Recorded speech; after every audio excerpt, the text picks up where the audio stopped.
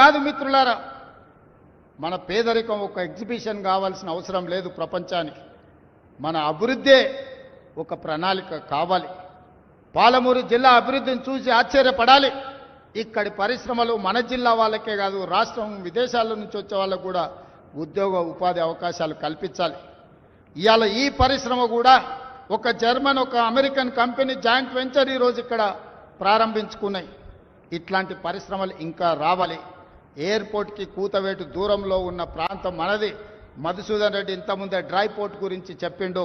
తప్పకుండా వాటిని పరిగణలోకి తీసుకుంటాం.